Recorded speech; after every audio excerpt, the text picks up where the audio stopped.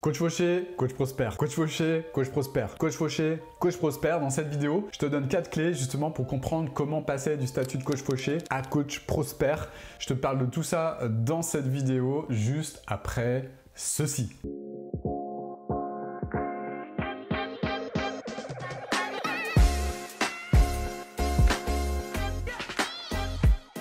Alors dans cette vidéo, j'aimerais te parler de comment passer du statut de coach fauché à coach prospère. Pourquoi je te parle de ça? Parce que c'est un sujet qui me passionne. Pourquoi? Parce que j'étais le numéro 1 des coachs les plus fauchés de cette planète. Si tu me suis depuis un moment, tu dois le savoir, je pense, maintenant à force. Et je vais t'expliquer en fait mon parcours et comment, quelles sont les 4 choses en fait. Les 4 choses qui ont fait la différence et qui font la différence entre quelqu'un qui a un état d'esprit de coach fauché, parce que c'est vraiment là-dedans que ça se joue, à coach prospère. J'ai pu, grâce à ça, grâce à ces changements, mettre en place une entreprise, plusieurs entreprises maintenant, qui génèrent plusieurs centaines de milliers d'euros par mois et qui fonctionnent très bien. Je pense que j'ai compris sur le chemin quelques petits trucs subtil que je vais te transmettre dans cette vidéo, surtout la clé numéro 3 et la clé numéro 4, donc reste bien jusqu'à la fin de cette vidéo. Je pense que ça peut te permettre de vivre des changements pour le meilleur en tout cas. Donc la première clé que j'aimerais te transmettre, c'est une clé qui est vraiment importante à comprendre et surtout à intégrer. Les coachs qui sont fauchés, les plus fauchés, c'était mon cas à l'époque, quand j'avais cet état d'esprit de coach fauché, je me plaignais constamment. À chaque fois que j'avais un obstacle en face de moi, je pétais un câble parce que j'avais l'impression de perdre le contrôle vis-à-vis de cet obstacle. Et à chaque fois que je vivais un challenge ou un imprévu ou quelque chose qu'on ne m'avait pas dit à la base, je me sentais pas bien et évidemment j'avais tendance à me démobiliser et puis une grosse tendance à vouloir arrêter. J'étais un petit peu comme un enfant là, j'étais en mode podomorphe. Comme ça, face à l'obstacle, je chialais. Et le réflexe que j'avais, c'était de trouver un coupable en fait. Trouver un coupable, pourquoi j'en étais arrivé là en fait. Plutôt que trouver des solutions, trouver un coupable. Pourquoi? Parce que, évidemment, la société, on est dans une société de coupeurs de tête. Hein. Regarde les infos, moi j'ai arrêté de les regarder depuis plusieurs années à cause de ça. Parce que tu regardes le journal de 20 h, tu vas te rendre compte qu'à chaque événement, que ce soit des catastrophes ou des problématiques au niveau de l'État, etc., ou peu importe la problématique, il faut trouver un coupable. On va trouver un coupable. Et le rôle des politiques, c'est principalement cela. C'est-à-dire, on va trouver un coupable quand on n'est pas au gouvernement.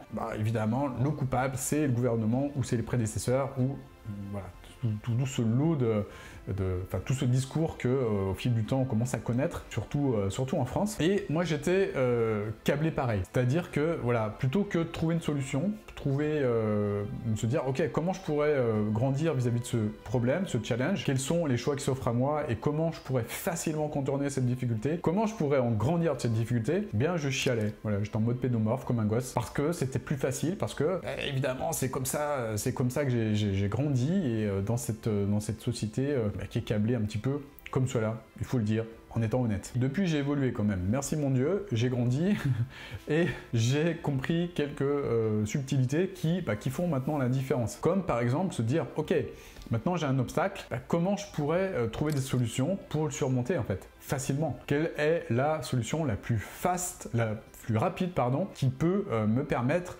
de surmonter cet obstacle. Depuis, évidemment, j'ai trouvé des solutions. J'ai été challengé sur le parcours. Parce que mettre en place les entreprises que j'ai pu mettre en place, avec les équipes, avec beaucoup de clients, énormément de clients qu'on a aidé à grandir, qu'on a aidé à évoluer, je te laisse imaginer que sur le chemin, ça n'a pas été linéaire. Évidemment, il y a eu plein de problèmes à gérer. Évidemment, j'en ai encore des problèmes à gérer. Parce que la mauvaise nouvelle que j'ai à te donner, c'est que plus tu vas grandir, plus ton chiffre d'affaires va croître au niveau de ton entreprise, et plus tu vas devoir affronter des challenges, des problèmes qui sont de la taille équivalente de ton business en fait, du chiffre d'affaires de ton business, pardon. Donc depuis, j'ai grandi et depuis que je suis face à un challenge, je me dis ok, un challenge, intéressant, maintenant qu'est-ce que je vais en apprendre? Je suis intimement convaincu maintenant qu'à chaque fois que je suis face à un challenge nouveau, je vais ressortir beaucoup plus fort en fait.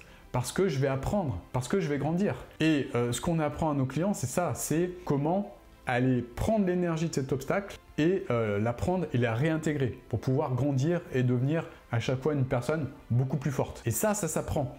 Il y a des techniques qui permettent de le faire. Il y a des techniques qui permettent d'aller prendre cette énergie, parce que c'est de l'énergie en fait, un obstacle. C'est de l'énergie, tout est énergie sur cette terre. Et d'aller transformer cette énergie comme la personne, l'alchimiste qui sait transformer le plomb en or.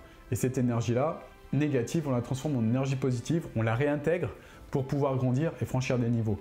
Et la bonne nouvelle, c'est qu'à chaque fois que tu passes un niveau, tu ne pourras plus jamais redescendre, c'est-à-dire repasser au niveau du dessous. Et c'est ça en fait, la transformation qu'on apporte à nos clients. C'est une transformation interne et chaque niveau qui est passé, mais il est passé pour ad vitam aeternam, pour la vie en fait. Et c'est ça c'est un trésor, c'est une richesse.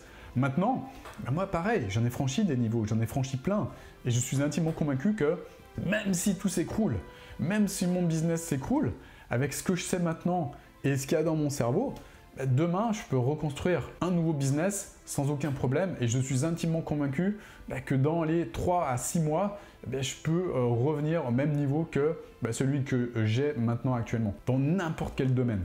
J'en suis intimement convaincu. Donc la différence majeure entre un coach fauché et un coach prospère, c'est tout simplement que le coach prospère, il est patient et il considère le challenge, le problème qui va tomber comme ça, comme une opportunité pour grandir, comme un coach. En fait, moi maintenant, à chaque fois que j'ai un challenge, je me dis waouh, c'est un coach, celui-là il est puissant, ça c'est un super coach. Et tous les coachs que j'ai pu expérimenter, c'est-à-dire tous les challenges que j'ai expérimentés, ils m'ont aidé à grandir et j'ai beaucoup de gratitude pour eux. Ensuite, deuxième clé, et ça c'est dans la même veine, c'est la considération de l'obstacle. Je vois beaucoup de personnes, et c'était mon cas également à l'époque, qui abandonnent au premier obstacle. Moi, ce qui se passait, c'est qu'à chaque fois, je voulais devenir coach en fait.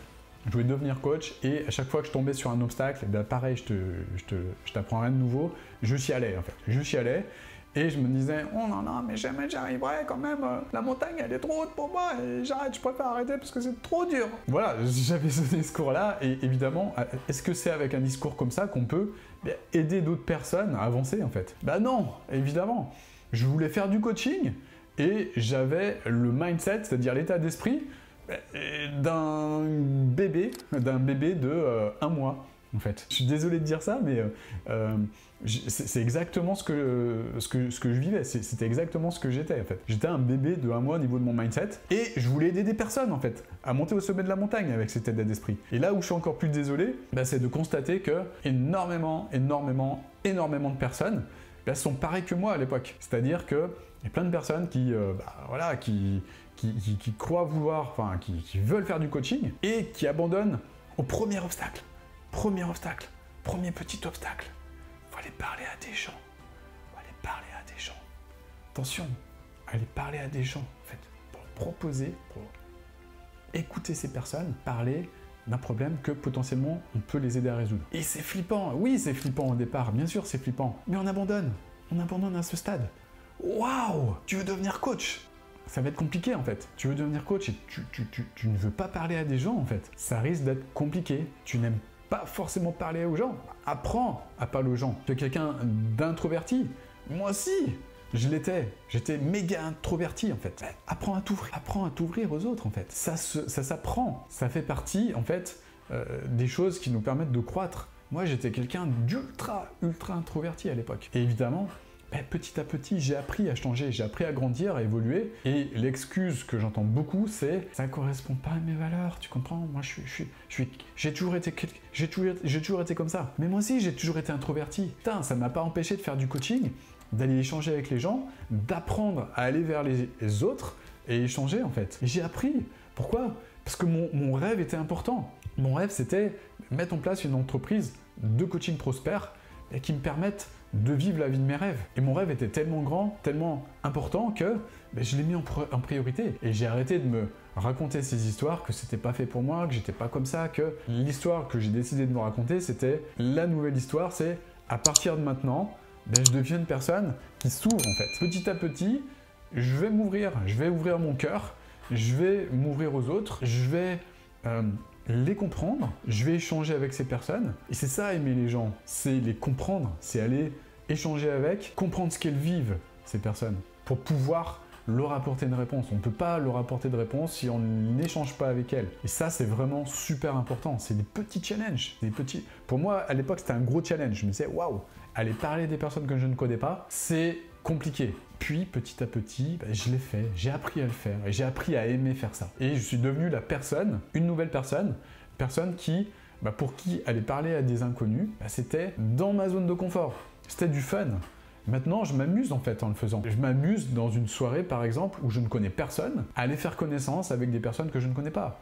Je kiffe, j'overkiffe. Et ça c'est pareil, j'ai appris à le faire en fait. J'ai appris à créer du lien, j'ai appris à faire connaissance avec des personnes nouvelles. Voilà, c'est des compétences que j'ai acquises au fil du temps pour devenir la personne que je souhaitais devenir, une nouvelle personne. Autre point, troisième point, alors celui-là il est vraiment important à comprendre et surtout à intégrer, c'est la façon dont on considère le fait de sortir de l'argent de ses poches. Le coach fauché, évidemment, le coach fauché, comme moi à l'époque, il va avoir tendance à avoir des oursins dans les poches. Il va avoir tendance à se dire ouais, j'ai les bras courts là, je peux pas, mes bras sont tellement courts, je peux pas aller dans les poches pour aller prendre l'argent qu'il y a dedans. Et forcément, il va trouver des solutions qui coûtent le moins cher possible. Il va passer des heures et des heures et des heures pour trouver la solution la moins chère. Il va faire des benchmarks là, par exemple sur les solutions pour les solutions de tunnel de vente ou pour automatiser.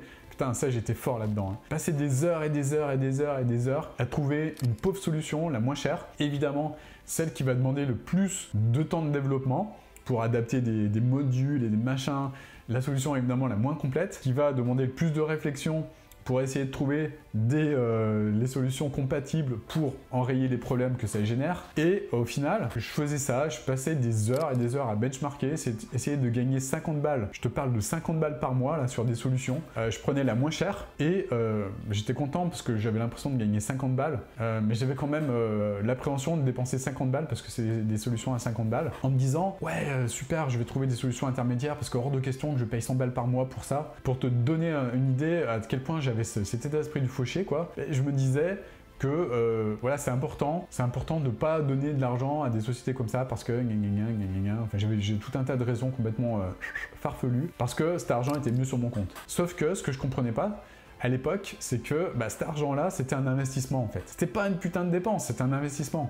Et que les 50 balles là, les 50 balles de différence, que j'investissais pas dans des solutions beaucoup plus puissantes et robuste, eh bien déjà ça va me faire gagner du temps, de l'énergie et puis surtout de l'argent. Pourquoi? Parce que déjà du temps, de la tranquillité pour me focaliser sur ce qui est important, c'est-à-dire ma vision, c'est-à-dire trouver des clients au départ quand on commence, c'est le plus important, et mobiliser cette énergie et mettre le focus sur trouver des clients plutôt que essayer de ne pas perdre 50 balles par mois, c'est complètement, voilà, c'est beaucoup plus puissant d'aller mettre son cerveau au service de trouver des clients à 1500, 1800 euros plutôt que essayer de gratter 50 balles par mois. À l'époque, j'étais comme ça, c'est-à-dire que plutôt que trouver des clients à 1500, 1800 euros, je passais toute mon énergie à cela. Et évidemment, qu'est-ce qui se passait? Est-ce que j'avais des clients? Non.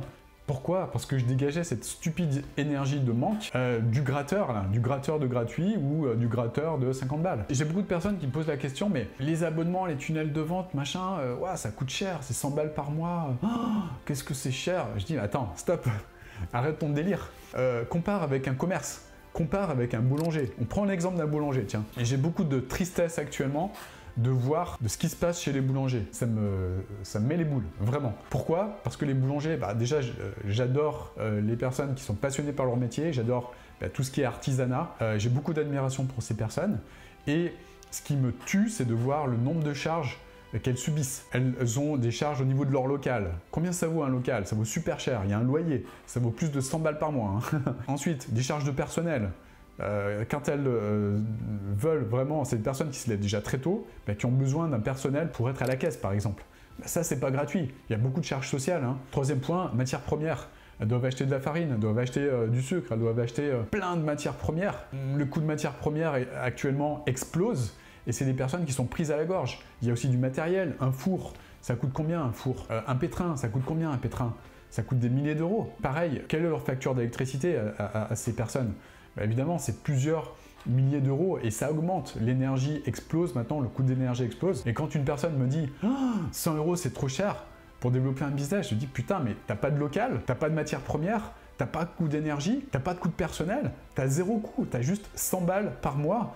Mais change ton état d'esprit, j'ai envie de dire, en fait. C'était mon état d'esprit à l'époque. Donc là, je me ressaisis, je me dis, putain, ouais, c'est vrai, c'est exactement comme ça que je réfléchissais à l'époque. Et depuis que j'ai switché, en fait, dans ma tête, je me suis dit, ok, bah, par rapport à un artisan, un commerçant, par rapport à une personne comme ça qui se lance dans son activité, 100 balles par mois, c'est que dalle, c'est rien. Et quand on voit le retour sur investissement, bah, c'est un truc de fou. Tu te dis, ok, c'est 100 € que j'investis là, bah, il se transforme automatiquement, si je mets en place les bonnes choses de la bonne façon, en plusieurs milliers d'euros.